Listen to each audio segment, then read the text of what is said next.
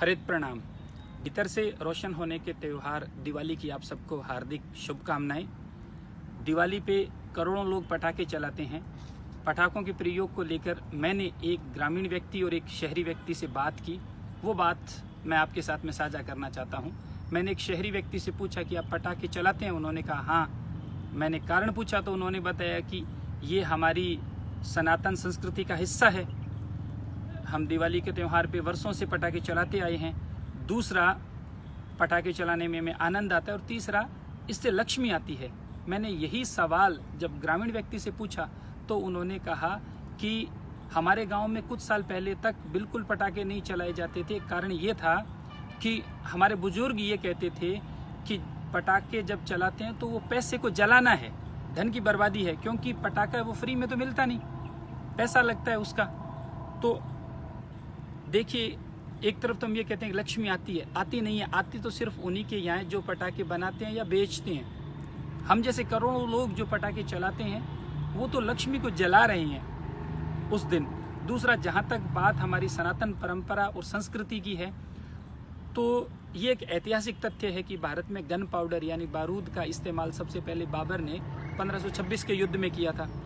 जबकि दिवाली तो हम उससे भी बहुत सैकड़ों हजारों साल पहले से मना रहे हैं। तो ऐसी स्थिति में पटाखे है वो हमारी सनातन संस्कृति का हिस्सा तो हो नहीं सकते।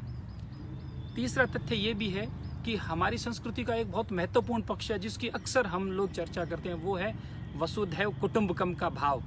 ये भाव क्या है? वो ये है कि ये पूरी धरती है, ये हमारा कुटुंब है, यानी परिवार है। जब पूरी धरती परिवार है तो इस पे रहने वाले सभी जीव जंतु हैं, वो भी हमारे परिजन हैं। अब हमारी सनातन संस्कृति ये कहती है कि सबसे बड़ी धार्मिकता है सदाचार का आचरण और अकारण किसी को दुख या पीड़ा न पहुंचाना। जब हम पटाखे चलाते हैं तो आप देखिए हम कितने जीवों को तकलीफ में डालते हैं। मैं गांव का रहने वाला हूं। गांव में मैं अक्सर ये देखता हूं कि जब पटाखे चलते हैं तो उस रात को गांव के सारे कुत्ते गांव से दौड़ करके और खेतों में जाके छुप जाते हैं।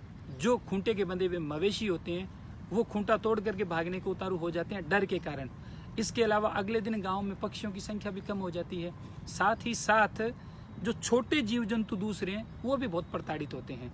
तो जिस तरह से मैं ईद के ऊपर बकरे की बलि का समर्थन नहीं करता और मानता हूं कि ये एक हिंसात्मक कार्य है और ये नहीं करना चाहिए, जिस तरह से मैं नव वर्ष के ऊपर पटाखे चलाने की प्रवृत्ति है उसका समर्थन नहीं करता और मानता हूं कि ये भी एक हिंसात्मक कार्य है, इकोलॉजिकल टॉर्चर है और इसे बंद करना चाहिए। ठीक इसी तरह से मैं दिवाली के ऊपर पटाखे चलाने की जो प्रवृत्ति है इसका भी समर्थन नहीं करता। ये परंपरा कतई नहीं है, ये प्रवृत्ति है। दूसरा, ये भी एक हिंसात्मक प्रवृत्ति है और इकोलॉजिकल टॉर्चर करते हैं, जो हमारी सनातन संस्कृति की सनातन मूल्यों का निषेध है और पर्यावरण के लिए बेहद घातक चीज है। इसलिए मैं इसका भी समर्थन नहीं करता और मैं ये मानता हूँ कि हमें पटाखे नहीं चलाने चाहिए। मेरे हजार स्टूडेंट जो कॉलेज में पढ़ते हैं और विभिन्न कार्यक्रमों में मैं जो स्कूल्स के स्टूडेंट्स हैं उनसे भी ये रिक्वेस्ट करता हूँ कि आप कृपया पटाखे न चलाएं और वो पटाखे नहीं चलाते हैं। मैं खुद जब कक्षा 8 में पढ़ता था उसके बाद में मैंने पटाखे चलाना छोड़ दिया, जब मुझे समझ में आया कि पटाखे चलाना एक खराब काम है।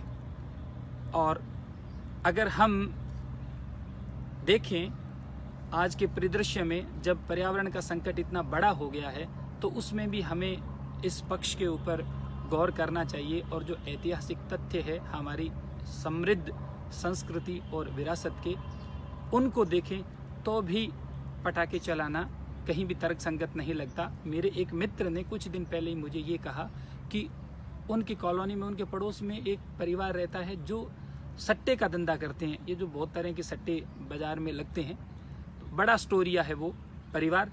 तो उन्होंने बताया कि वो लाखों रुपए के पटाखे उस दिन चलाते हैं। तभी मुझे याद आया कि हमारे जितने भी भ्रष्टाचार में लिप्त लोग हैं, वो चाहे किसी सरकारी महकमे में हो, व्यापारी हो, कॉन्ट्रैक्टर हो, पॉलिटिशियन हो या इस तरह के स्टोरिये हों, अक्सर यही लोग बड़े बड़े और महंगे पटाखे चलाते हैं। आम आदमी तो, मुझे याद है जब मैं बिल्कुल छोटा था, 8वीं से पहले जब मैं भी पटाखे चलाया करता था, तब जब पटाखे लेके आते थे घर वाले तो बड़े थोड़े से पटाखे लाते थे। तो मैं कहता था उस समय कि भी पटाखे थोड़े हैं, थोड़ी सी देर बजेंगे, जबकि कुछ लोगों के यहाँ तो खूब देर तक पटाखे चलते हैं।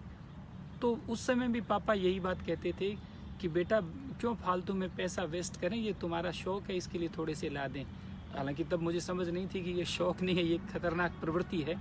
और आप भी अपने आसपास देखिए कि आप ये पाएंगे कि जो लोग पटाखे चला रहे हैं उसमें भी 90% लोग ऐसे होंगे जो इंतज़ार करते हैं कि पटाखे सस्ते हों तब लेके आएँ, यानी वो उनके पास में बहुत फालतू पैसा नहीं है। इस प्रवृत्ति को बढ़ावा देते हैं वो लोग जिनके पास में अनैतिक तरीकों से, गैर कानूनी तरीकों से खूब सारा पैसे का अंबार है और जिनको बहाना चाहिए किसी न किसी तरीके से उस पैसे को खर्च करने का, वो ऐसी हिंसात्मक और बेकार की प्रवृत्तियों को बढ़ावा देते हैं।